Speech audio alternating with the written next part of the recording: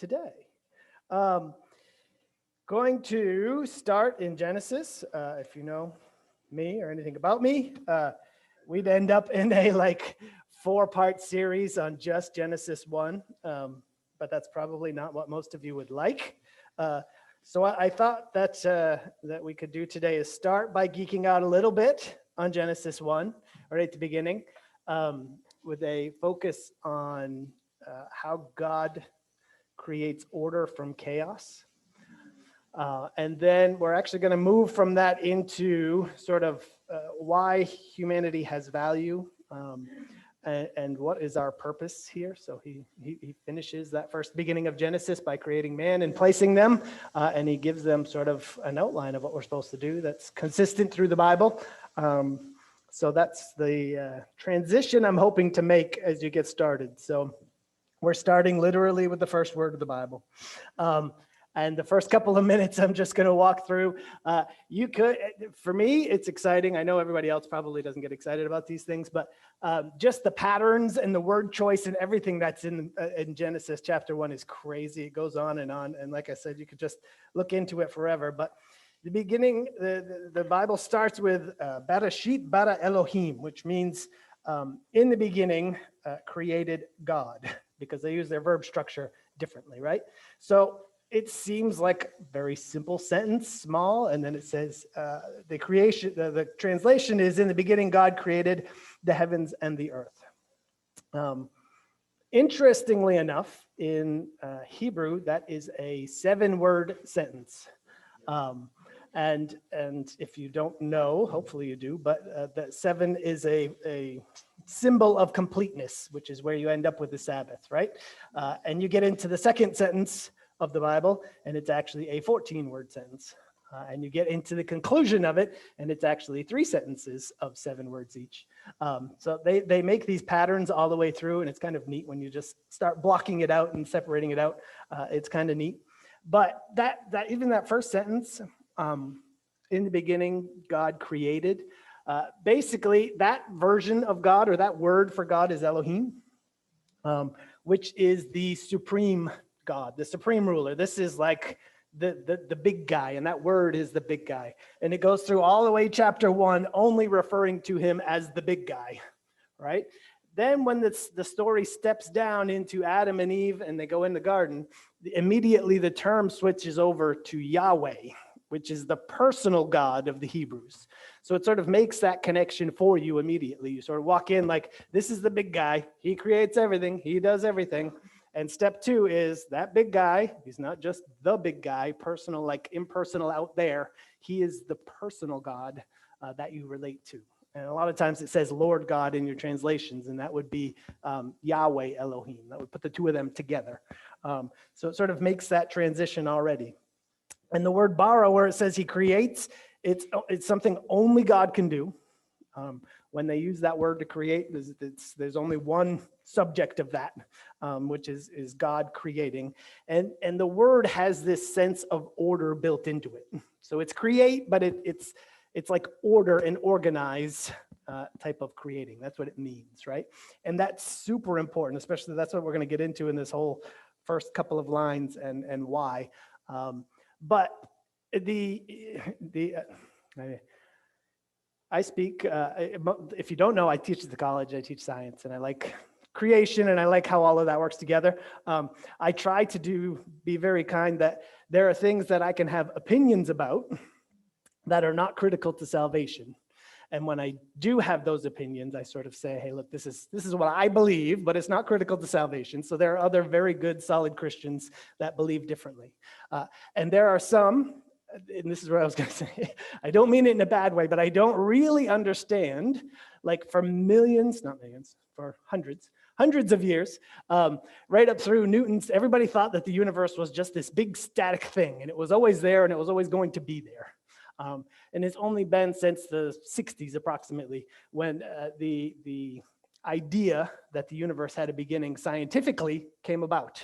And there was a I'm not going to remember who it was, but someone he's not a Christian, is an atheist, fairly strong atheist, but he just came out maybe a couple of years back and basically said, look, if you were trying to say in layman's terms the most modern scientific view on how the universe started, it would look an awful lot like Genesis 1. That's sort of where we've come around to. So I was going to say, some people, for some reason in conservative traditions, get very angry when you say Big Bang, and they're like, oh, that's all nonsense. I'm like, that's actually like one of the greatest apologetics right now for anyone that's in that type of field. And we're going to go through it a little bit in here. And that's why I'm bringing that up, because God created out of nothing. That's what he did. He started, you know what I mean, without something. And if you're walking along and you see a ham sandwich on the table, right, that ham sandwich didn't appear out of nowhere. It had a cause, right? Everything has a cause. So there's a number of arguments for God that you can put together, but one of them is somewhere in that chain, there has to be a first mover, a primary cause. That ham sandwich didn't just appear. You don't walk around, never since Adam and Eve has anyone walked around and a ham sandwich just popped out for no reason, right? It just doesn't pop into existence. There's no rule that does that. So how did all of this get here, right? So you go all the way back to, there has to be some prime cause. And right here in that first line, it says, this is God doing that, right? He created out of nothing, and he created that expression, the heavens and the earth is basically everything. He created all things when he did that, right? The next line, 2, says, now the earth was formless and empty, right? The whole, like sometimes people use this different words, but in general, the first word means there's no order to it. And the second word means there's nothing in it. And sometimes they use wilderness and other things. Or what's this one up there? Formless and empty, right? I like those two, formless and empty. It's tohu vavohu is what the expression is, right? But all of chapter 1 follows that format right there where it says tohu vavohu. What he's saying is there is no form to anything. There's absolute chaos. There's nothing. And even if there was form, there's nothing in it, right? So when you go through the 6 days of creation, the first 3 days is Elohim, the big guy God, creating order. He sets up order in the heavens. He sets up order on the sort of skies and waters, and then he sets up order on the ground. Then he goes back in the next 3 days and says, all right, I've created form. Now we're going to fill it up. And in the 4th day, he fills up the heavens. 5th day, he fills up the skies and the waters. 6 days, he fills up the land by creating animals and stuff, right? So that structure, that order is baked into this discussion. And that's what we're going to get to eventually. And I know for all of you that aren't geeks, you're probably like, when is he ever going to get there? But eventually what we're going to get to is God is a God of order. He's the only thing that creates it. And in this world, you've sort of probably can observe and see, but even specifically, scientifically, order is not natural. That's not the way it works. And there's certain principles about science that demonstrate that, specifically thermodynamics. So if you open your oven, it never gets hotter inside your oven. It's impossible, right? The heat comes out of your oven into the rest of the room. That's just the way it is. And because that basically that it might not make the transition for everybody, but what that means is it's not going to get more order. You're not going to get more energy in your oven. That just doesn't happen, right? It always comes out of your oven because it's hot. So it goes from a more organized state to a more disorganized state. And that's the way everything works. The only place you see where organization happens is life, right? Life is unique. All life forms are unique because we have become more complex than our environment, and we can make things that are complex. So there's a uniqueness about life in all of science, and this world tries to tell you that it's not, that it's all chance and it's all just blind luck and whatever else. So that I won't get into. I was just listening to Alistair Begg. He was talking about a meeting that. I don't know if you know him, but he's Scottish and he's got this really harsh accent and he's funny. And this was an older one of his, but he was talking about a town meeting. The deer were overrunning this certain part of the city. And he said, this woman gets up and he's like, and she's trying to speak and she thinks that we're all just here by blind chance, right? And that there's no meaning to life. The way he says it, he goes, so she stands up there and she thinks she's a hairless ape and that she's got no more right to her backyard than those deer do. And he's all angry and he's got that harsh Scottish accent, but that's the way it's sort of set up, right? Is it's saying that that there's no value in life, and particularly in humans. And that's not true. And it's not true in the Bible. And you can look around you. It's not true, right? Every civilization on the planet, whether they're Christian or not, knows murder is not good. It's wrong to murder people, right? Why is it not wrong to murder mosquitoes? Every culture in the world murders mosquitoes relentlessly and wants to, right? So if this is all blind chance, then why does every culture say, no, that's not right? Clearly, that is not okay to murder another human being.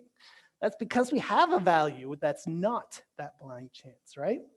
So this whole section here, I love it. It's like the best part of the Bible, right? It's sort of poetry. It says, the earth was formless and empty.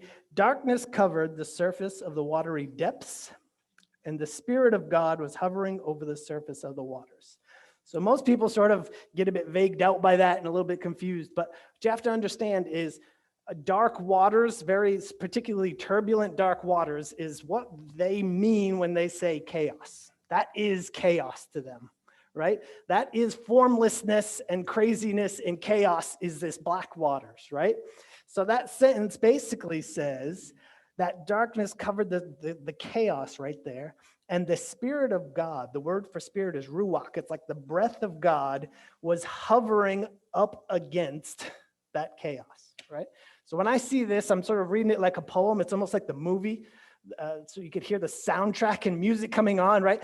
There's the Spirit of God is coming up against chaos and darkness. And it's literally, that word is fluttering, where it says hovering over the surface and up, basically it says up against the face of that chaos.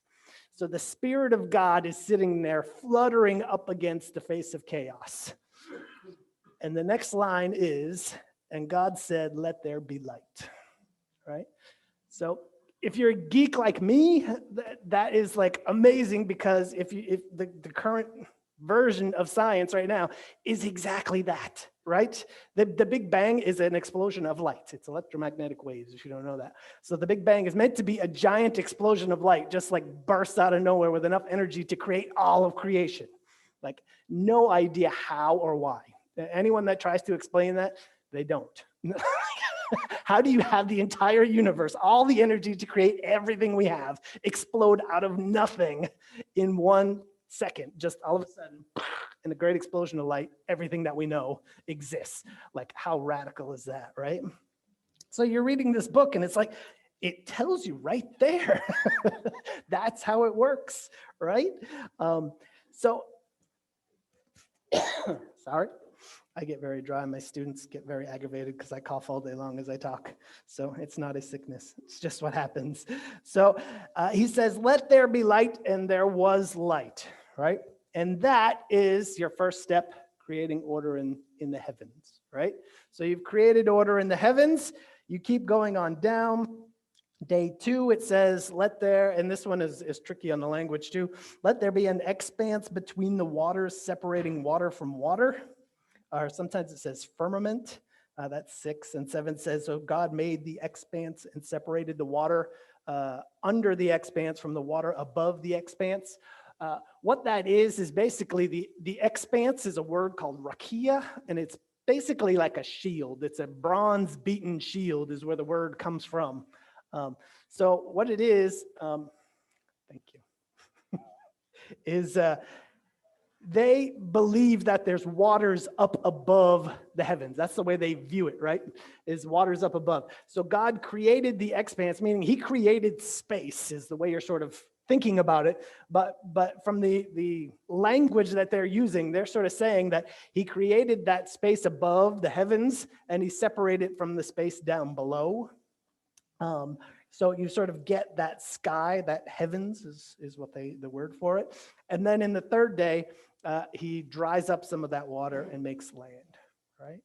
So that whole piece is very cool to me.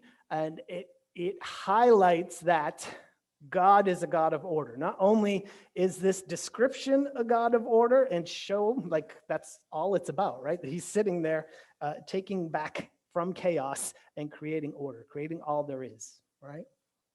And in addition to that, even the wording and the structure of Genesis 1 just sort of speaks to that, right? It's all about order. It's a certain number of words. The word choice is very cool. Like I said, you can really geek out, it gets crazy.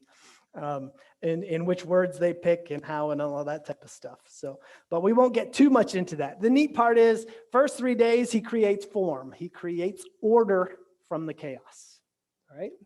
And he also names all 3 of those days because he's in charge of those 3 things, right? He created the universe. He sustains the universe. That means he named all of those pieces. That means they fall under his ownership, right? You get into day 4, you go back up to the heavens, and he creates the sun and moon and stars in the heavens to fill the heavens. So he puts things in them. Then he goes down to the skies and the seas, and he creates all the birds and the fish. Then he goes down to land, he creates the animals, and the last step is he creates man. And then he allows man to name all the birds, the fish, the animals, and he puts all of that under his stewardship. So that's important that he allows them to name that. There's a sort of a distinction there that God sets up the universe, he creates the order on a magnitude, and he sustains us, keeps us going. And then at that smaller level, in terms of the earth, he lays out an important role for humanity, which is kind of important, particularly at that time. That was not what any culture believed. This is a very unique view that humanity had importance. And it sounds sort of weird, but every story of creation that existed at the time of the Jews was humans were the peons. They were the slaves. There were gods that did stuff and accidents happened or fights happened or whatever else. But humans were always the little peons that were somewhere around when important things happened, right? This book flips that entirely around and says, hey, by the way, people are actually incredibly important. To the point where, and this is the voice, we'll start to get out of the geekiness, fair enough. Verse 26, God said, let us make man in our image according to our likeness. And they will rule the fish of the sea, the birds of the sky, the livestock, the whole earth, and the creatures that crawl on the earth. So God created man in his own image. He created him in the image of God. He created them male and female. Again, sorry about that. So we were created to reflect God's character. And there are different views on image and likeness. Some people think that one of those is reason and one of those is a spiritual sort of piece. And there's different sort of, they say, nature, action, and relational ways of saying that we're made in God's image. And I think all of those are true, but for me, the piece that stands out more than any other is that God is a God of order. He goes through all of that beginning of Genesis saying, I'm creating order. I'm fixing this. I'm putting things together. I'm following patterns. I've set out the rules for the universe, physics, moral, everything, laid it all out. And then I created man to rule this earth on my behalf, because we have the ability to go off and create order. And all of those abilities about our spiritual, relational, reason, intelligence and stuff, all of those things are the things that we need to act on his behalf. We're sort of like low-level mid-managers, right? That we got put in here. We're not in charge in any way, shape, or form. We shouldn't think we're in charge, but at the same time, we're not nothing, right? We were created, and in Psalms, you don't have to go there if you want, but it's a very famous Psalm 8. I'll start at 3 just because it's beautiful and read it. When I observe your heavens, the work of your fingers, the moon and the stars, which you set in place, what is a human being that you remember him? A son of man that you look after him? You made him a little less than God and crowned him with glory and honor. You made him ruler over the works of your hands and put everything under his feet, right? That's important. That means we have value to the creator of all things. Can you believe that, right? We have value that is so important because it doesn't just happen by chance. And that's what's important about this. So most of you have probably heard me use the example. I have a book and I love it. It's the blind mice, 7 blind mice and the elephant.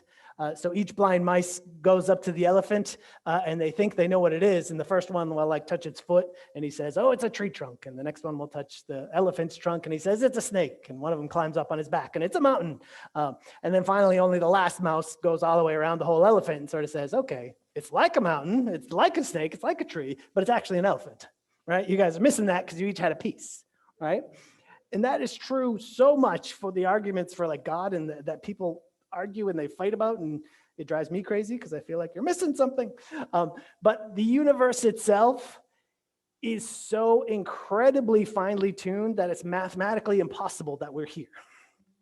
If you ever wanted to look it up, it's not a Christian thing, but there's something called the anthropic principle, and it talks about all the different constants and whatever. If gravity was a little bit stronger, everything would collapse and we'd all fall into this giant. But if it was a little less strong, then the whole thing would just dissolve, right? And there's like 50 constants and whatever else. Mathematically, they worked it all out, said it's virtually impossible. Not virtually, it is impossible, mathematically impossible that we're here, right? So it actually came about in the 70s. It's funny that I have an author that I like to read, an apologist, and he always brings this up, that basically back in the 70s, they sort of said multiple universes exist. And it's an issue, I think it was Nature magazine, a scientific journal. It says multiple universes exist on the cover. And you open it up. Their only reasoning is that it's mathematically impossible for this universe to exist. Therefore, there has to be like millions and millions of universes, and we just happen to be in this one, because that's the only way the math works out. And you're sort of like, okay, fair enough. You know, you can believe that. So you can say, I'm crazy for believing in God that I can't see or touch, but you got to believe in your multiple universes that you can't see or touch, just because ours is so finely tuned for exactly where we live. All right, you know, you could say that. You can bring it down to the planet. This is not my thing, but there are some people that write books about the planet is incredibly finely tuned, just the magnetosphere and how it all works out. Again, basically, they run through the math and say, it's impossible, just not working out. Life, people love, and I have these textbooks and it drives me crazy. They talk about this experiment, the Miller-Urey experiment back in the 70s, and under the right conditions, you can create a few proteins with lightning and blah, blah, blah, blah, blah. So therefore, you know, it's either a volcano underwater or a puddle that gets hit by lightning and you get the first life form. And you're sort of like, do you understand what a life form is? I was like, there are millions of proteins all arranged in a certain way so that they take in energy, they self-replicate, they move around, they do all these things. Saying you created 3 proteins by shocking it is not the same as saying you created a million line piece of DNA that created a creature. That's not at all the same, right? So it's that order is just phenomenal. You don't even understand how complicated DNA is. Like we were just doing phone numbers. They're like, I forget what it was. Several 100 million. I'm teaching probability, but I forget what it was. We just did how many phone numbers are in the United States when you've got those, whatever it is, 10 digits, right? And there's 700 million phone numbers or something like that. I don't remember what it is, but it's some ridiculous numbers because you've got 7 numbers lined out, or 10 numbers lined out, right? DNA is millions of pieces long. I'm like, do you understand how complicated that is? It's just phenomenal, right? It's amazing. And all of that order is there for us to see and look at, right? The piece that I'm focusing on today and that I love is that our value isn't in a couple of weeks, I'm going to be, hopefully, giving a message on social justice and critical social justice and how these things come about. And one of the things that they're always focusing on is identity. So this one is sort of setting up for that message, if you're there, is everybody puts their value in their identity, whether that's male, female, race, your sexual preferences, whatever it is, even your political views right now, everything is caught up in these identities, right? What you need to understand, all of us need to understand, is our identity isn't about looking in, right? Our identity is only there, our value, is only there because we reflect the glory of God, that we're made in his image, and we are able to go about and create order, right? He made us, he knit us together. It's all intentional. And if you get that order right, everything starts to make sense. And that Heather and I have this conversation over and over. Like, again, me looking at this stuff just scientifically, but if you look at all everyday life, you're just sort of like, the reason the Bible has to be true is because it makes sense. And this world is nuts, completely bat crazy, right? You know what I mean? It is. You're opening up the newspaper and everybody's like, yes, of course men can have babies. The emperor has clothes on. And you're like, what? Why is everybody just walking around saying that this is okay, that this is normal, right? This is crazy. And this Bible is not, right? It lays it out and you can see order and you can see exactly all that he's laid out, right? But I was just seeing somebody that was complaining. If all of you don't know, I follow too many of these things, but there's a term called cultural appropriation that's been common lately. And basically what it says is if you try to do anything that is not part of your culture, then you're trying to steal someone else's culture.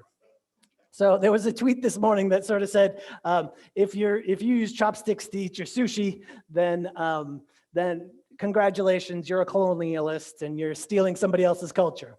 And you're sort of like, well, you know, when we were over in England, Heather had friends, Fusako, and her husband was Mori, and they came up to visit us, and they taught us how to make sushi. They were from Japan, and she was over studying. And to them, this was a great thing. They thought it was awesome to share this, right? But this is the whole point is, if you get the order right, that your value comes from God, then when you step down to an identity, you know we're all brothers and sisters. We're all humans, and that you have to love your brothers and sisters. You want to share your identity. That's a wonderful thing. When you get it flipped and your value comes from your identity, then all of a sudden it's a zero-sum thing. This is my identity. You can't take it away from me. You know what I mean? This is what makes me important. So therefore, I get angry when you do something. Right? But that's because that value is flipped. You're missing it, right?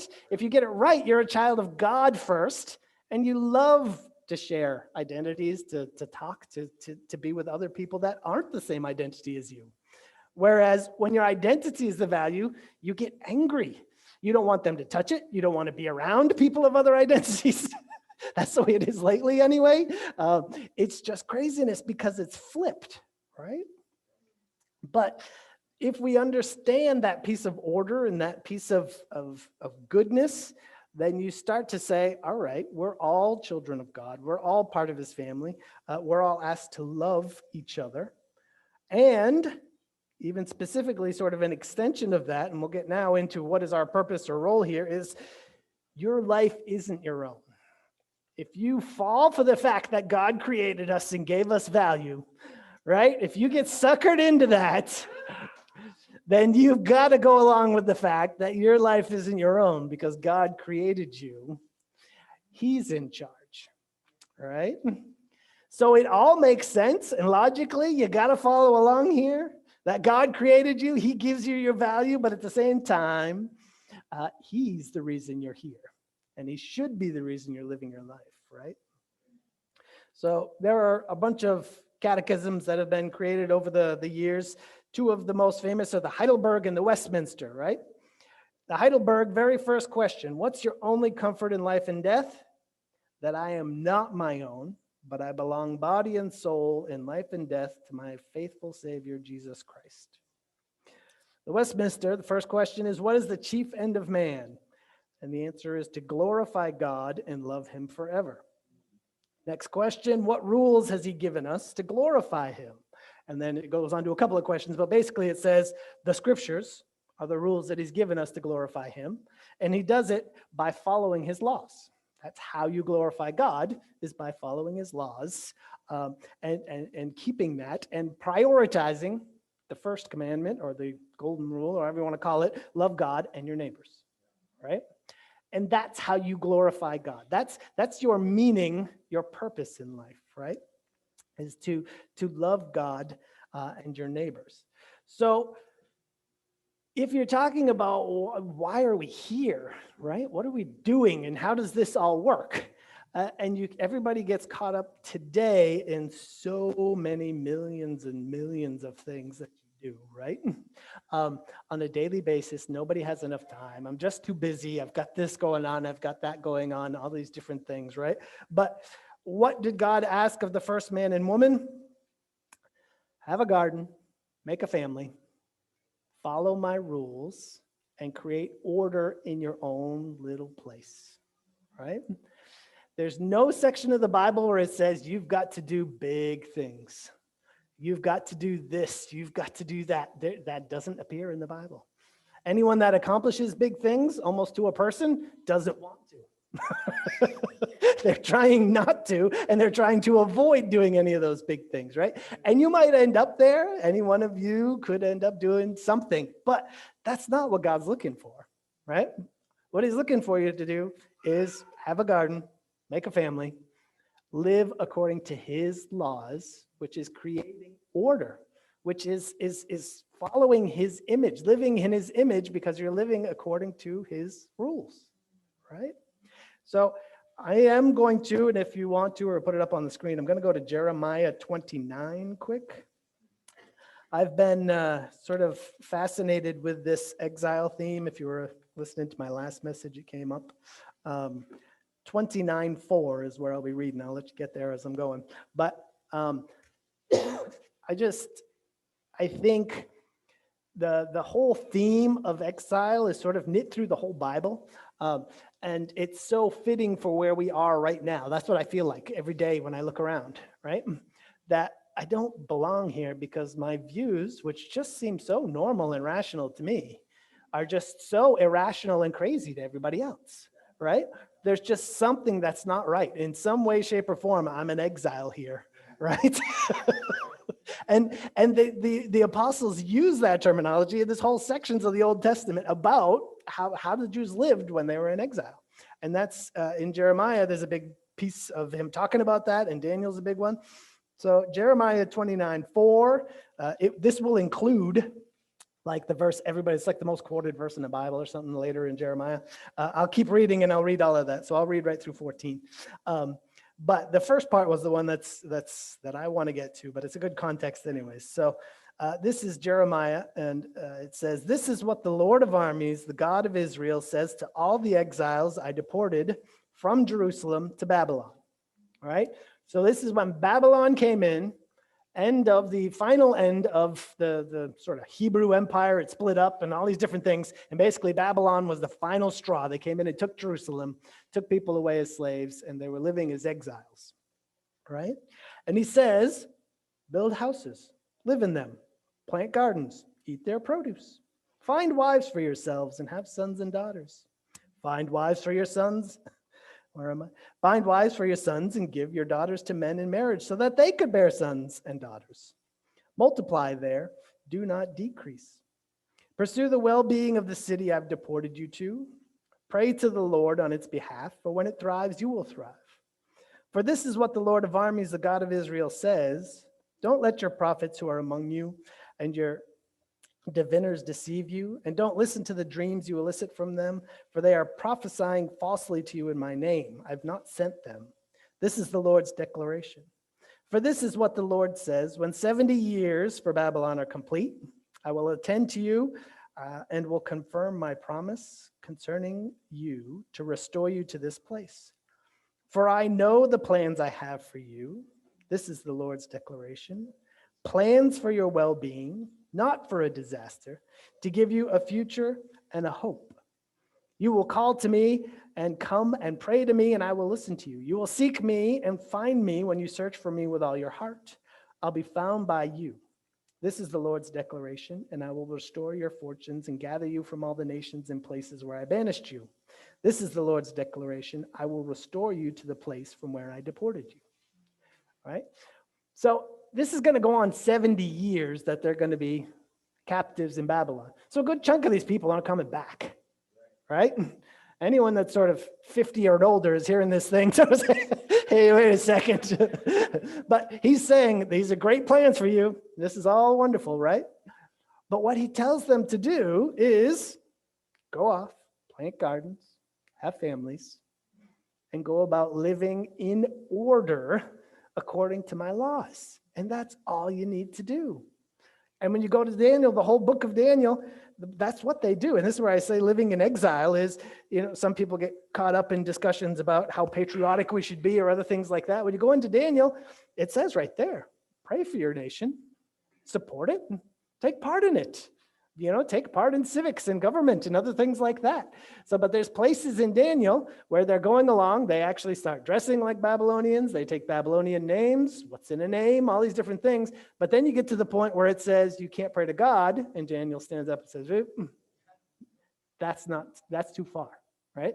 I'm in exile here. I can go about having order. I can make families. I can plant gardens and I can eat. So for him, that's actually serving in government. He's probably not planting a garden. He's doing his thing, right? Whether that be teaching at a college or school or whatever you're doing, right? You can go about your daily stuff and keep going, but there's a line clearly where God sets out his laws, and this is the way it is, right? Daniel won't cross that line. The other big story that everybody remembers from Daniel is Shadrach, Meshach, and Abednego. Same thing. They're doing the same as Daniel. They take names, they live, they do all their things, they keep going, they're helping out the nation until it says worship someone else. That's too far, right? So this is our job as exiles, is to live by God's word so that we can glorify him, right? We reflect his image by creating order and living in his truth. And it's actually that simple, right? The piece that kills me is this world is just like a tsunami for the last, 50 or 100 years, just attacking that. What this world wants you to be and do, everything about it is in opposition to just settle down, have a family, make a garden, live by God's laws. That's actually really easy. That's pretty simple, right? So what do we have to do to change our lives to not get caught up in this Western crazy view of running around and and buying things and doing things? And I don't know what it is. I mean, we're caught in it as well. Everybody that looks at us is like, you guys got way too much on your plate, right? And we do, because all we need to do is live by God's order and reflect his glory. That's all you have to do. And that's it seems like, so you're saying you could boil this 1,000-page book down to a sentence that, just go off, plant a garden, get married, live by God's laws? And you're like, yeah, actually, that's really all he's trying to ask you to do. It's not some crazy big thing. And it's so hard for all of us to do that, right? To find that time to actually prioritize and glorify him. It's hard to live according to his ways and not want to strangle people next to you, right? Especially when you see that stuff. It's just crazy. So there are whole sections. That's really, for the most part, where I want to finish this. I've talked before about how I believe it, like in Proverbs 8 and another section in Jeremiah, where God clearly says, like, my wisdom, my moral laws were laid out before I laid out the foundations of the earth. So if you're reading Proverbs, it's talking about wisdom. And it says wisdom is by his side before he laid the foundations of the earth, right?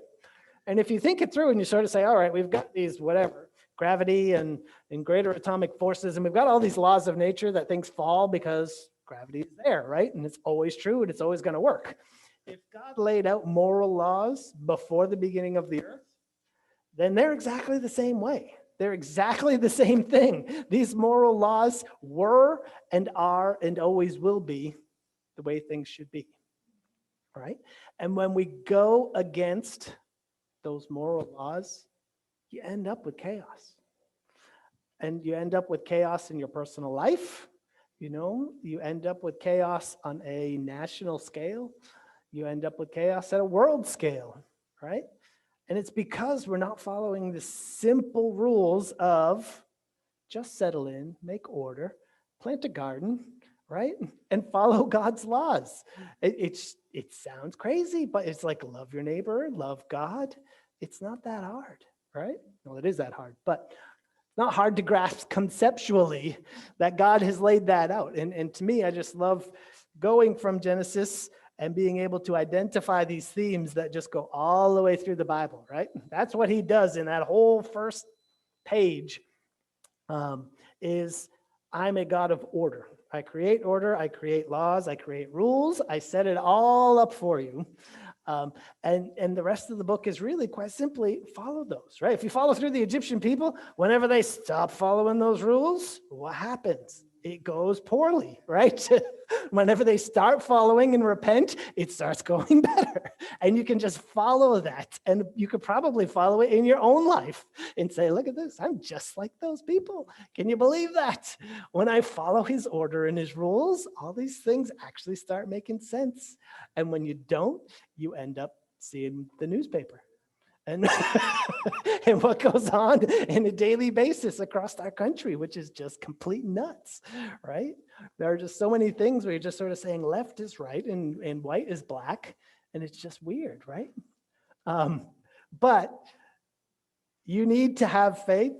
And I tell the boys, like, I am totally, those of you that know me, I've never been really into the end times prophecy piece. Not that I'm against it, it's just not my thing.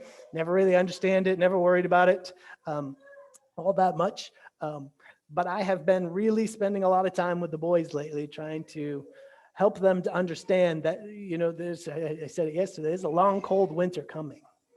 And those boys need to understand as they're growing up, they're not going to see the same things we are.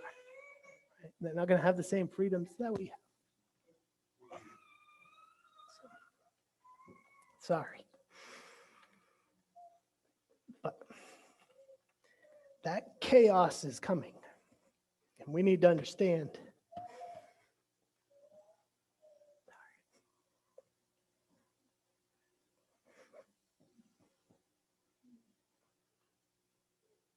I didn't expect that.